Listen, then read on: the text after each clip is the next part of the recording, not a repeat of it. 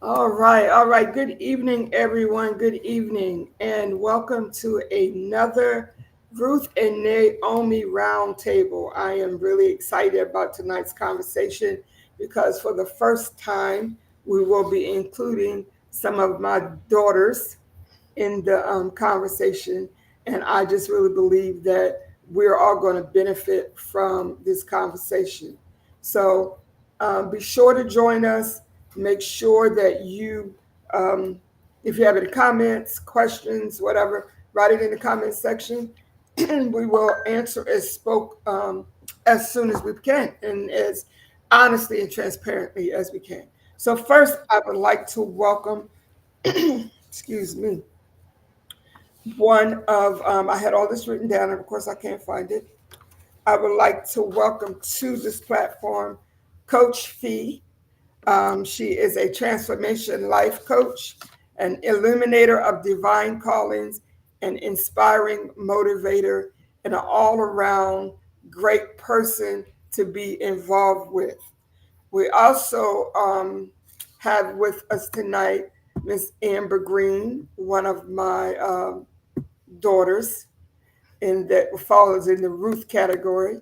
And Amber is a youth advocate, a wordsmith, a community organizer, and a nonprofit founder. Also, I have joining us tonight one of my other daughters, Miss Kanisha Nicole, and she is a loving and active mother of Princess. She is an advocate for natural healing and body maintenance and a youth mentor. So I'm also going to give each one of these lovely ladies an opportunity to just introduce themselves and share a little bit about themselves that they want you to know before we go any further. So let's start with you, Miss Amber. Tell the audience a little bit about you. Well, I am Eastern Shore transplant, and I mean that because I moved here to the Eastern Shore in 2008 to go forth with my college career, and I could not go back home. I felt rooted in this place. Um, there's so much rich history. There's so much. Um, you know, a lot of amazing rich black history here on the Eastern Shore. And also there's a lot of things that needs to get done on the Eastern Shore. And so the best way to introduce myself is I'm a woman that gets it done. I see the problems. I'm solution driven. I try to do that in whatever table room that I'm in, and I like to collaborate. And I'm happy to be here because that journey of being a leader and being a woman is something else. And so I'm really happy to have this conversation with my sisters. Absolutely. Thank you so much. It looks like we have lost Kenisha, but I'm sure she will sign back on as soon as she possibly can. So, how about you, Coach Fee? Tell us a little bit about you. Um, I am a life coach. I am also the water superintendent for the town of Del Mar. Um, I am a mom. I am a big advocate for all things underdog in the community. I'm an author, um, a motivational speaker, and I'm just Sophia. I'm Coach Fee, and the Fee stands for Prosperity, Health, Education, Empowerment, and that is what I try to exude to everyone that I come in contact with. But I also try to make sure that I am living in those words as well, living prosperous and healthy and educated, and feeling empowered when I need it. So that's just a little bit about me. Awesome. I love it. I love it. And I want to say to our audience, please, like and share Sorry this about that. video. What Can you hear happened? me? Yes. I want you to like and share our video. And if you, as I said, if you have any questions or comments, things that you need, that you want to talk about, that you'd like for us to talk about, feel free to um, write it in the comment section and we will address it as soon as possible. As I shared with the ladies before we went live, this whole Ruth and Naomi concept comes from the Bible story, but we're not just here to talk about Christian principles. We're not just here to quote scriptures, but we are here to help you to learn how to apply everyday life applicable principles, because we all have issues. We're all going through some things that we need. Okay, Kadisha does not have a word. That we are not able to fix on our own, and we all need somebody. All right, can everybody hear me? Yes. Mhm. Okay, because Kanisha says she can't. She's having trouble with the mic. Okay, then. Hopefully, we'll get her straightened out before we finish our conversation.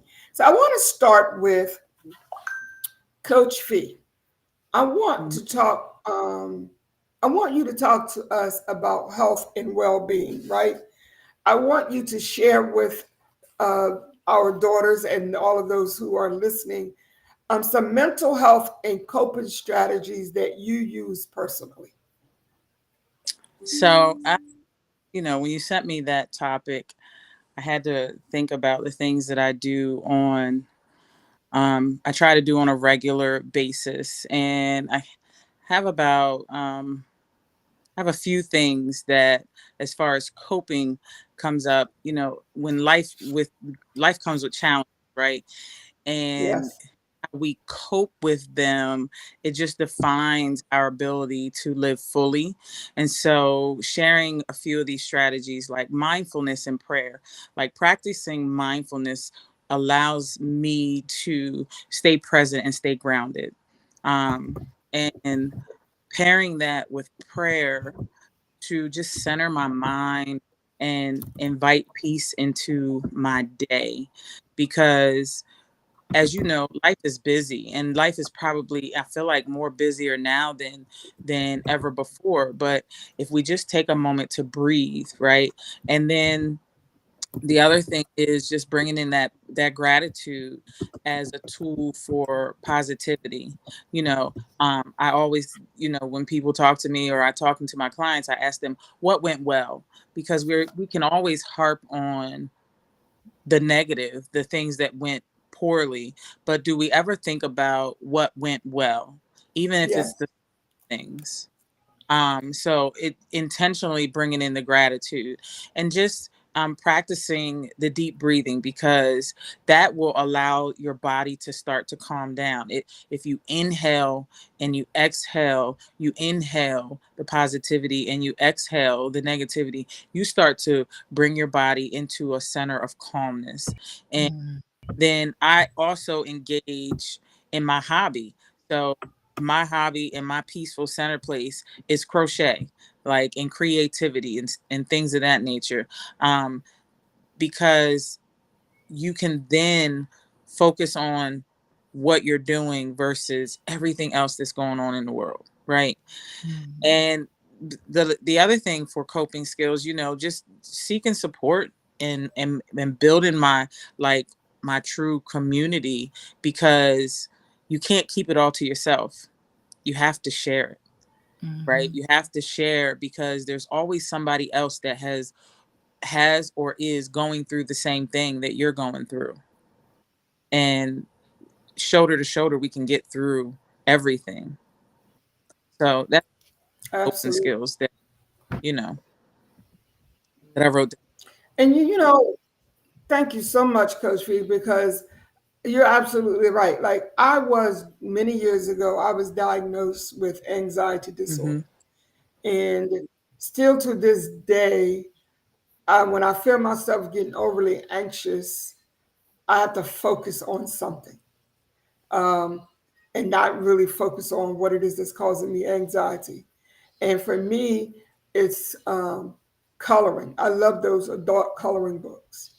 Um, and so I do notice that when I exhale and refocus my attention, it does make a big Mhm. difference.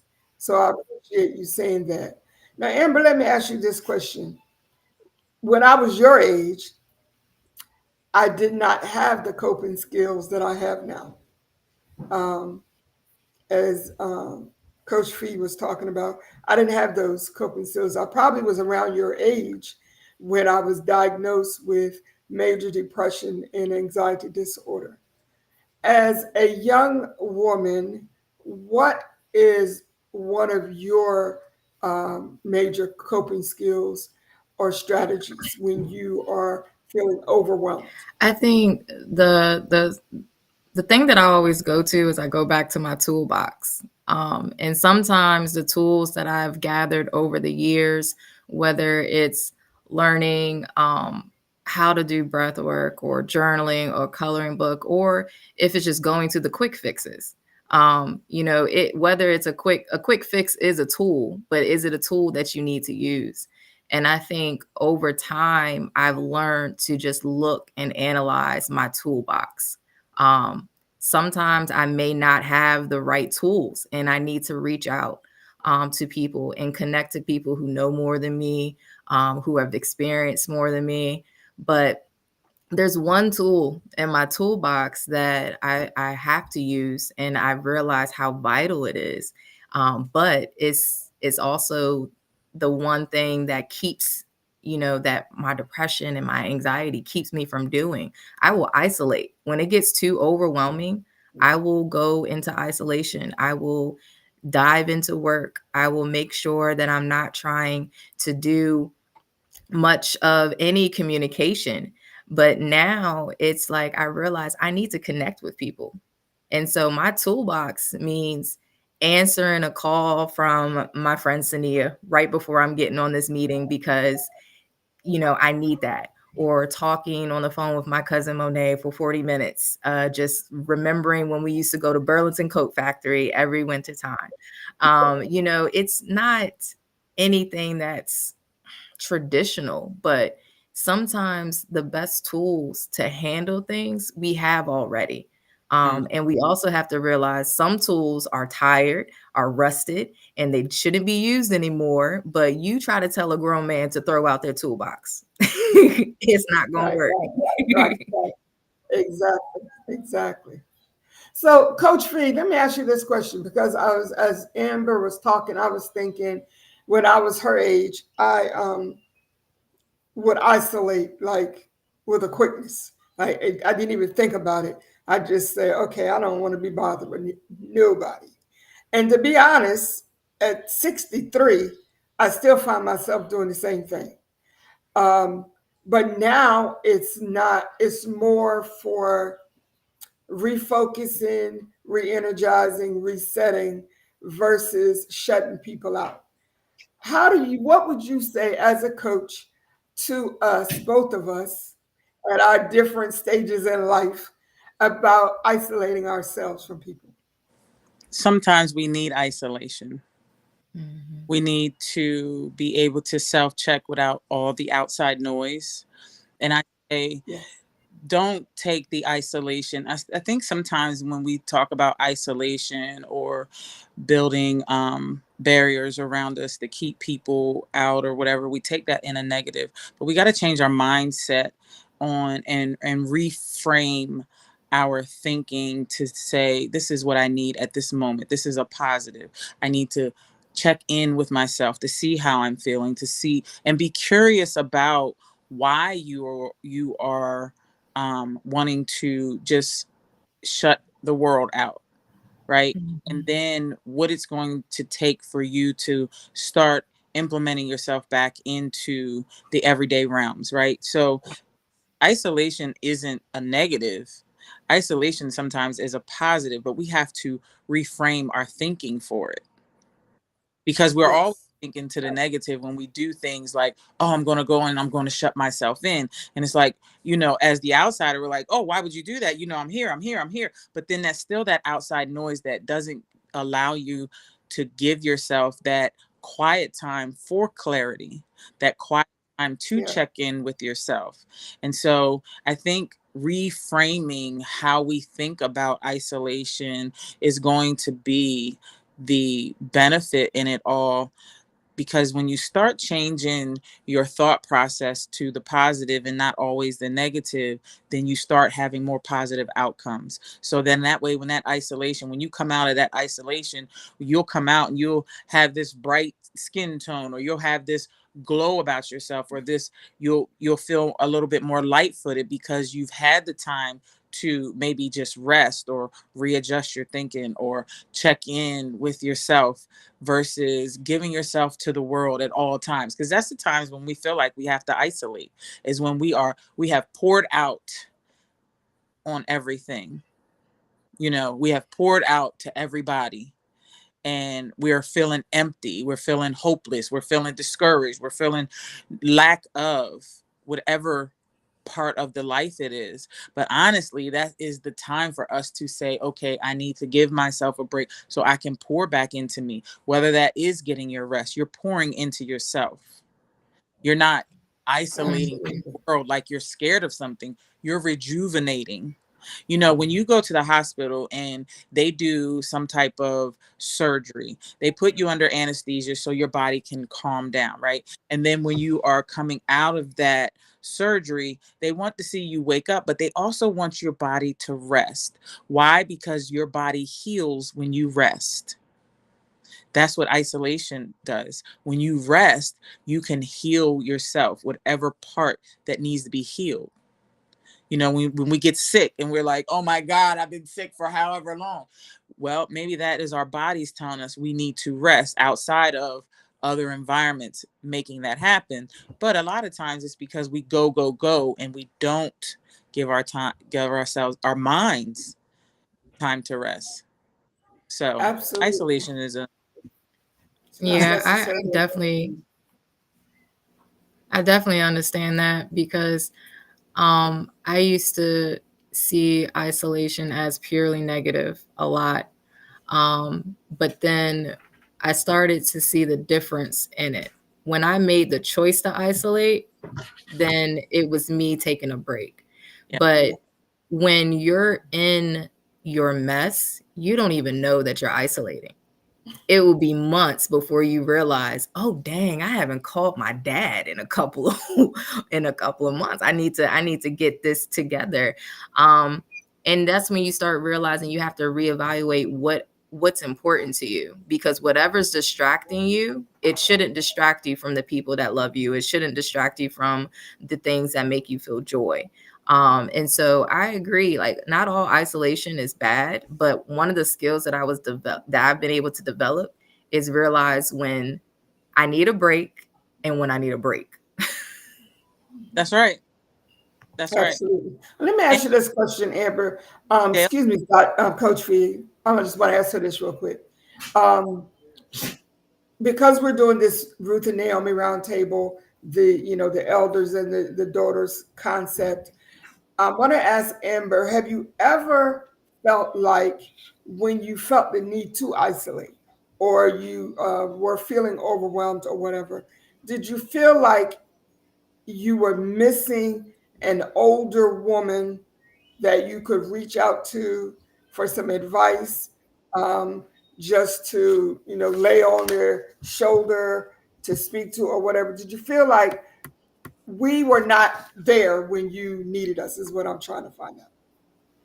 Um, no. I feel like I have been very blessed with a lot of women in my life.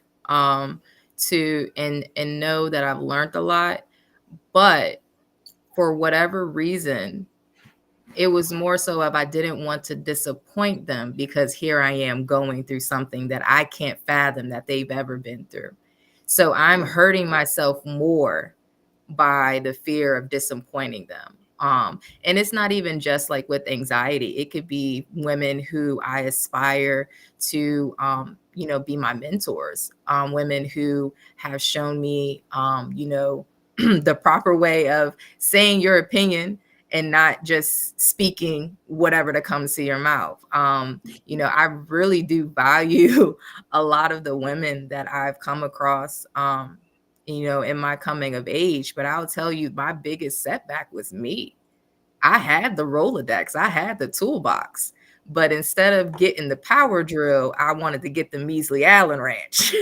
Right, right, and, right. and that's what I did. And I think as women, young women, we are our worst enemies sometimes because we put so much pressure on ourselves.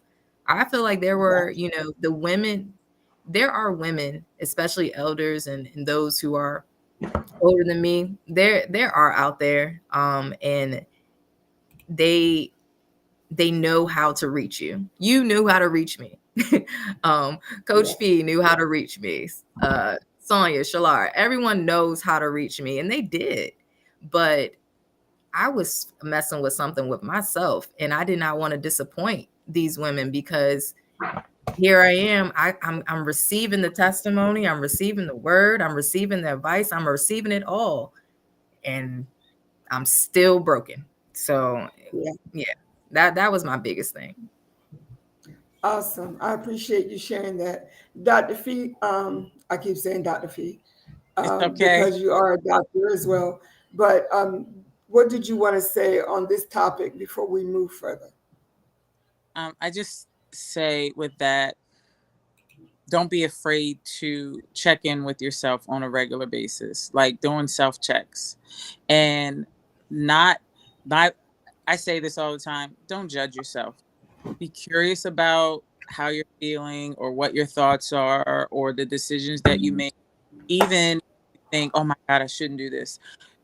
You the same things that we do, the the where we are now, our ancestors and the elders want us to be here, right? And Mhm. we are in such a better place. Like, Amber, you inspire the masses with what you do. So don't ever have that fear. And I can say this because I see you, I follow you, I watch you, but you have the strength of the ancestors on your side. So having the fear of letting somebody down, that is I will say that's almost impossible because you don't give up the fight. So just for me, I'll say check in with yourself on a more regularly than what we do. Because when we check in with ourselves, we allow ourselves some grace. And that's what I want you to Mhm. Absolutely. give yourself some grace because God didn't make a perfect person. We are made in the likeness of him. So he made us perfect. So who are we to judge ourselves to say we didn't do something the right way? Mhm. Stop judging Yep. yourself. That's great. And that's what I say for I I love have to that. stop judging myself because he made me in his image. And is he imperfect? No. What we do sometimes isn't Hmm. perfect, but we are made in his image. Mm. Mhm. I love it. Thank you so much. Thank you so much. Well, I am blessed. My other daughter is here, Kanisha. Welcome to the Hey, platform. hey, y'all. Um, hey, so let I me was ask you struggling. this question. You're struggling, trust me. I was You know I'm the struggling with queen this of. camera. It's all good. You're here now. Trust me. You know I'm the queen of technological struggles. So I totally get it. But I want to ask you this question, Amber, before I talk to Kanisha. As an advocate and a voice, right? And I tell people all the time, not only do we have a voice, but we are a voice. Each and every one of us are a voice in our communities, and our voices are different, and they come out different, and they are shared in different settings. But we are all a voice. How do you summarize the advocacy of the young women in your age group, the groups in your age group? Do you feel like um, the women in your age group, are doing all that they can do for our communities, or do you feel like they need to do more? I feel like women in my generation, I feel like we've been doing so much. We're all at risk of burnout. And to know that the most amazing, miraculous things that have happened in our world, in our country, and what we see. It was done by women. More specifically, it was done by Black women. And I feel like, we're doing more than what is expected from us. But when we give more than what's expected, now we have to keep up with the expectation. And that's going to burn us out. And I feel like, there are so many powerful women in my age bracket and in my generation that are doing amazing things. And especially the women who I see in the community now, like Ash, like amazing.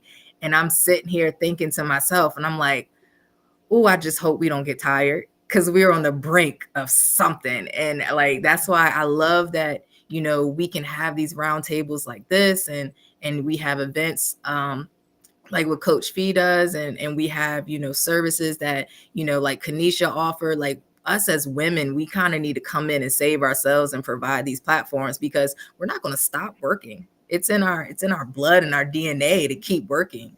But Yeah. we do not have breaks. And I think we need breaks. And my break came about 2 years, for 2 years, like after I ran for office and I went through what I went through, and I felt so, beaten and down. And, I lost a lot of friendships, lost a lot of collaboration. I lost a lot. I needed a break. And now that's why I share that Facebook page. Like, I like people now, guys, invite me out. But I needed that break, because when it gets to the point where I can't trust nobody, then I don't even trust my own heart, because I know my heart's getting cold. And so I need to go ahead and hibernate so my heart can get a little warm again. I love that. I love that. And so, Kanisha, you, well, there's so many things I love about you. One is your high energy. Um, Most of the time, I can't even understand what you're saying because you're so hyped up. But that energy makes me want to get like hyped up. You know what I mean? So I appreciate that about you. And I wanted to ask you, as a person who's really into, as Amber was talking about how we get burnout and we get tired, whether it's physical illness, um, mental, spiritual, emotional, whatever it is, we get tired because from birth we're told do this, do this, do this, do this. Like we're always working, working, working, working, working. You know, I hear young people bragging about my mama had me cooking when I was 4 years old in the kitchen. I knew how to make cornbread at 5. You know, it's like they just like from the moment that you can walk, they got you doing something, right? And so we spend our whole life feeling like I got to be doing something. If I'm not doing something, that means I'm lazy or I'm inconsiderate. I don't care about my people. I don't care about my communities. But one of the things I listen to you constantly talk about the importance of caring for ourselves, the importance of taking care of ourselves. So I want you to share a little bit about your current beliefs and values that shape your everyday life. Okay. Uh, Sorry, y'all. First of all, I want to apologize because my camera, I don't know what I was doing. Thanks, Amber, for trying to help me because I was struggling on this back end. I had to switch from my phone to my laptop. But anyway, but I apologize. But I'm here now. So I would say um, a little bit of what shaped me to kind of be where I am today. My health has always been a struggle for me when I was younger. Even like I've always had issues. I've always been teased. I've been bullied. Like I've had a lot of issues growing up. Like in school, like with all that kind of stuff with other children and my peers, and then just watching other people just get bullied and watching other people who have health conditions get teased for like wearing glasses and all that kind of stuff. And then you get older and you realize it just never changes. Adults are still bullies. Like it just never changes. And the more my health declined, the more I realized I needed to worry more about myself, because the more negative I was, the worse that I hurt. So there was a time in my life where I just sat in the bed and I was considered lazy, and I was considered that I wasn't doing enough, and my illnesses were not real, and it just made me sad. It put me in a very depressive state. And along with that, and then still having children, and postpartum can set in, so that changes a lot with your health, and seeing what was going on with the community. And I just love kids in general, and having my children actually help me mold. They actually help mold me, because I realized the things that I didn't get when I was growing up with my health and the way people thought. And I'm very eccentric and different. So it just helped me realize that people in today's society, we just need to let people be people, and we just need to love on ourselves so we can learn to heal ourselves. And once I realized that I came first, and I said, forget you, forget you, forget you, and it doesn't matter. Like, I do feel like this. Like, you can't tell me I don't feel like this. I'm the one that has to deal with it. Like, I'm feeling this pain. Doctors not believing you, just pushing pills at me. So that my whole lifestyle brought a lot in me for me to be able to do what I love to do, because my own personal experiences made me realize that I was important. And as long as I felt like I wasn't, my health was just, it just kept declining and declining and declining. I had one sickness after another, and more pills and more pills and more pills added, and it stopped fitting, and I didn't like it. And once I realized how natural and holistic things help me, it was my choices. So I decided to put myself first, to realize that, hey, I'm only getting better by worrying about myself.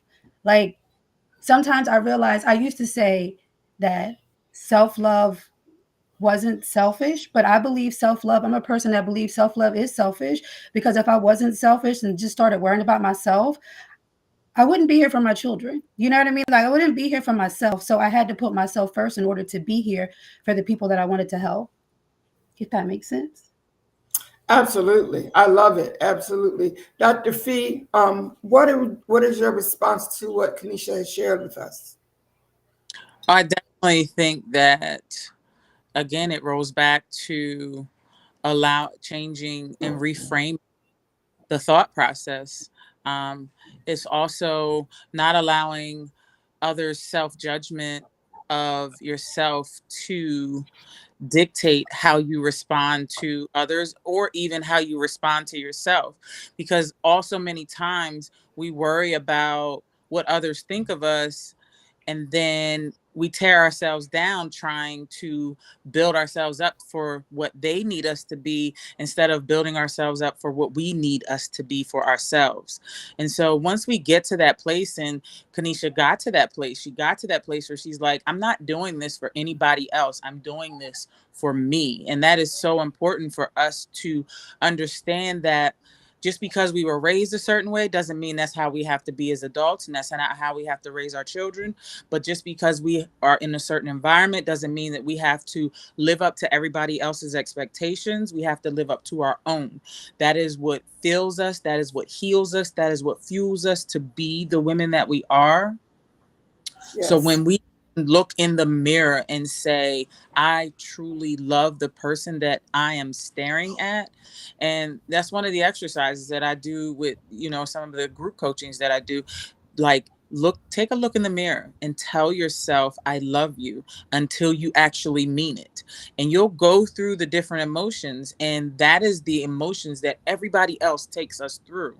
And then when we get to that place where we're like, I truly love that person that I'm looking at in that mirror, that is when you know you have started to come to the healing process, that you started loving on yourself in a whole different manner. And that is so, so, so important. So good job, Kanisha, for showing up for yourself. And when you show up for yourself, guess who you showed up for? You showed up for your boys. And then you give this image and this glow that says to other young women, or to other young kids that you are in front of, if she can, I can.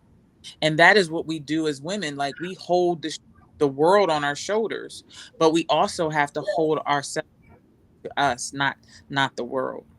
So I think I it's love awesome it. that we start showing up for ourselves. on purpose. I love that. I love that. Amber, what are two areas, specific areas of advocacy work that you find extremely important for our communities and that you are involved in? Um, well, the easiest one is youth.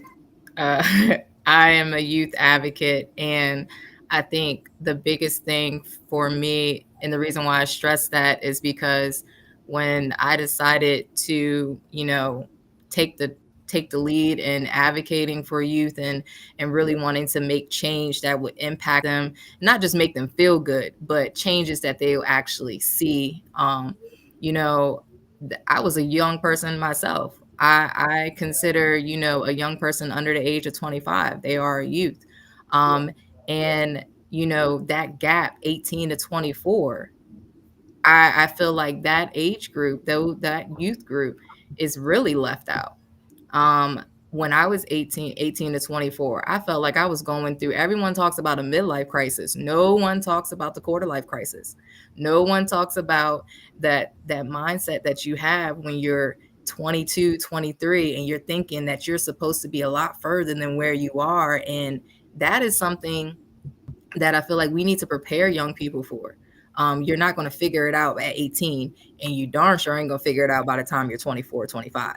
And if you're really lucky, you may be able to figure out by you're 50, but you'll just be more, uh, you'll be more confident in who you are because you know who you are. Hopefully by then, there's hurdles yeah, that there are hurdles and obstacles that will hinder someone from actually knowing who they are and knowing what their purpose is. It's just getting through those hurdles. So youth advocacy is something that I really focus on, and it doesn't matter what the issue is. It could be about youth incarceration. It could be about youth mental health. It could be about bullying. It can be about youth gun violence. Anything that involves young people, I'm really, really focused on. And then the second one is housing. That's the biggest thing for me. I think, housing is a right. We all deserve shelter. We all deserve running water. We all deserve a place to lay our head. Now, yeah, we shouldn't, not everybody can afford or have the privilege to be able to meet every preference that you have, but you should at yeah, least be able to go into a warm space and lay your head down. And yes, when we turned housing into a business model, we forgot the humanity in providing shelter. We that to me, I feel like, is not just a local issue, an advocacy issue. It's a humanitarian issue. It doesn't matter what race, what religion. If you are a human being, you deserve a bed. You deserve a pillow. um and that's hard for people, because when you think about that, you also got to think about, but what about this person? What about the sex offenders? What about this person? What about the racists? What about this? They're human. And if we really are called to do the work that we are called to do, then it doesn't matter the context. They're human. And I feel like when I stand on that, that's when I get the most controversy. That's when I get the most pushback, because at the end of the day, people need housing. So, locally, when we see people are, outside and things like that, it broke my heart. I'm not going to speak for anyone else, but I don't know if anyone else, had a sad face when it says sex offenders and people on the registry list can't go to the cold weather shelter. If the context of, you know, our justice system, and how not everything is just, we we can't look at everything black and white. And I think when we try to commercialize housing, a basic human right, we're losing our souls as humans, and I think that's a problem. And when we don't care about the youth, we don't care about our future. So those are the two biggest things for me: having a place over my head, and making sure that the youth around here are going to make sure that my son's going to be okay. yeah. um, and that's what's important to me. And you all know how I feel I am about the justice system. So we're not even gonna get into that conversation That's a whole nother tonight live. because I don't see anything just about it. But I was not, because this is my first time using this platform, people. I did not realize I had all these comments over here. So, so y'all pray for me that I do better. But I just wanted to let my guests know that people are responding to what you're saying, and they're talking about how important it is not to always take the isolation as a negative thing, and also how important it is to engage in good self care. And someone talked about the recovery stage that Dr. Fee talked about earlier, and how they, some people are definitely saying, I'm definitely a part of that isolation. Uh, that's my go-to thing. Whenever I get upset, I isolate. And so, as Dr. Fee told us, there's nothing wrong with isolating. We just got to make sure we're doing some work while we're isolating, so that when we come out, we're in a better place. Um, and so, yeah, I got to pay attention to the comments. But anywho, I thank you all that are listening and joining in. And I'm not going to hold my guests too much longer, but I do want to ask this question. Kenesha, one of the things I noticed about you is that you're a very spiritual person. And when I say spiritual, I'm not talking about church. I'm not talking about religion. I'm talking about in tune with the spirit um, of your person that you were created with. Summarize for us what you believe to be the ultimate goal for all of us spiritually. What I believe the ultimate goal for us to be spiritually. For me as a whole, I believe the ultimate goal is for you to believe that you are who you are. Like, I feel like that is definitely something that I feel like society struggles with as part of spirituality for me, dealing even with my own self. Um, I had to realize I had to believe in what I believed in and what worked for me. So the ultimate goal I feel like for society would for you to just be who you are. There's a lot of judgment out here. There's a lot of there's a lot of people who just have their own thoughts and opinions that are trying to be forced on somebody. And if that's not what you believe in, that's just not what you believe in. If it doesn't work for you, it doesn't work for you. I just feel like I chose to believe what worked for me. And what worked for me was to believe in a higher power. And what worked for me was to believe in who I was as a person on the inside. And that person stands out for me to help and do the things that I do and advocate the way that I do. I believe, like I said, the ultimate goal for society is just for you to believe who you are as a person spiritually. Who you feel you are is who you are. And I feel like everybody should embrace that. I love that. I love that. And it has taken some of us many, many, many, many years to get to where you are right now, because we were programmed, and I use that word, and people always get mad at me about it, but we were programmed to believe certain things, to believe a certain way. You don't ask any questions, you just do what we tell you to do. And that created a lot of problems for many of us. So I appreciate that you have reached that place at the age that you are now. And I want to encourage you with that. I also want to say this: one of my partners that works with me with this criminal justice reform thing I'm working on, from Massachusetts or Rhode Island, one of those New England states, is on the line, and she wanted to say to Amber, she does a lot of work with youth that are in the juvenile justice system or in the justice system, period. And she wanted to thank you for the work that you're doing with our young people, because a lot of times they are being punished for things that their brains are not even developed to even understand. So she wanted to thank you for the work that you're doing. And I want to thank you also. All right, ladies, I'm going to let you go in about 5 minutes. All right. I want each of you to tell me, based on our conversation tonight and based on the little bit you may know about me, what is your overall perception of the Ruth and Naomi relationship dynamic? The older women and the younger women. What is your overall perception of that relationship? I feel like my overall perception of the Ruth and Naomi relationship is to bring the to bring the two together. So I feel like it's to bring the two different dynamics of everything that you're trying to do. Like, me and Amber have worked together. Me and Coach Fee have worked together. We've all been in the same rooms together, but we all have our own views of life, and we all have our own views on how we move out in society and advocate. I feel like the Ruth and Naomi is doing exactly what you have here. You have Amber's voice, you have my voice, you have Coach Fee's voice. They all may be different, but they're all the same. So merging them together to give different opinions to society. Everybody may not agree with me. Everybody may not agree with Amber, and everybody may not agree with Coach Fee, but you have different dynamics and different perspectives from all of us. And I feel like that's what the Ruth and Naomi thing does for me. That's what I get from it. Thank you, Kanisha. You're going to make me cry. All right, Coach Fee. I think that as Naomi's, we have a duty to demonstrate what it means to honor ourselves.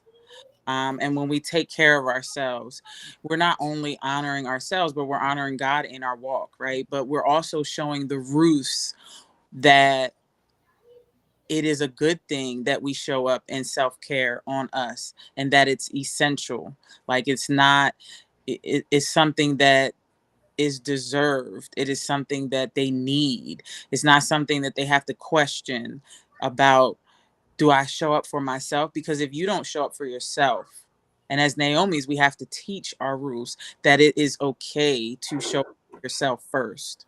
And that is so important, because when you, who else is going to show up better for you than you? Right? We Absolutely. expectations, oh, they didn't show up for me. Well, how do you want them to show up for you if you haven't showed up for yourself? I love it. I love it. Thank you So so much. Thank you, my sister Naomi. Um, all right, Miss Amber, what is your response? Well, I think I think I'm in like a really interesting spot because I feel like I'm an emerging Naomi, right? But still have a lot of Ruth in me. And I think looking at this perspective, the one thing that's missing is platforms like this. I think, the connection is always there. People have their own cliques, their own circles, and things like that.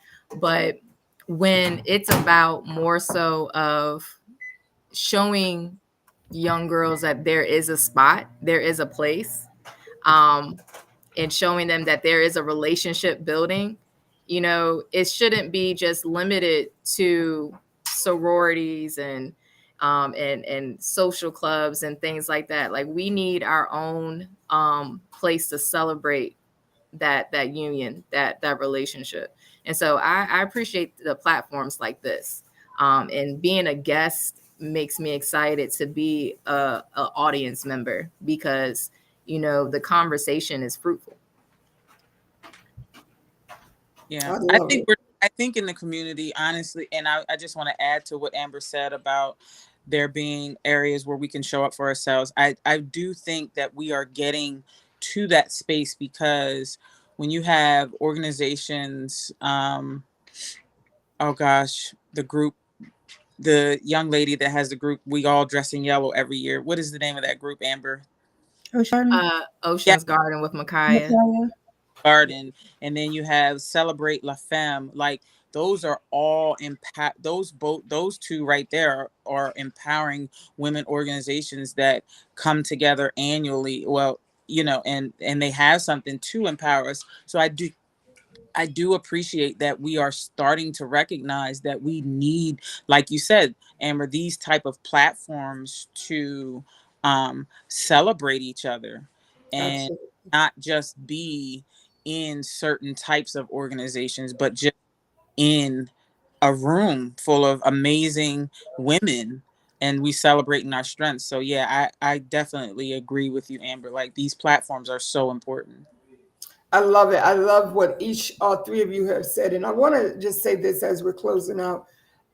As a person, as a woman with some age and multiple health challenges, I see you all going forward doing things that I would love to participate in, but my physical challenges don't always allow me to.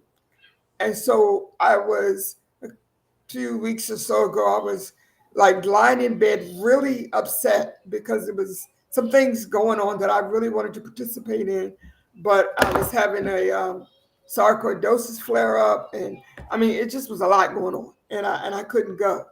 And Spirit spoke to me and said, "Okay, then you can bring them together. You don't have to physically be there for you all to come together and share." So when I can go, I want to make a commitment to show up more this year for my daughters and for my sister Naomi's. But when I can't physically be there, I can still offer some wisdom, some advice, whatever. And so I think this is basically what this platform is all about: is we're in this thing together, and every one of us are bringing something unique, as Kanisha said, and every piece of it is important. So I want to thank you all from the bottom of my heart for joining me tonight. I really, really appreciate it. I have to be careful because I just, the older I get, the more crybaby-ish I get. It's like when I'm talking, I just feel like I want to cry for some reason. It's But okay. It's okay. I always tell people it's okay to cry. It's okay to cry. Let it out. Don't keep Yeah, I it just, inside. yeah, Let it I out. just appreciate you guys, ladies, more than I even know how to say. Thank you. That's all I can say. Thank you. I humble. love each and every one of you. Anything you need from me, if I can do it, just let me know. Jennifer Dickerson says, I love it. We do it better when we can do it together.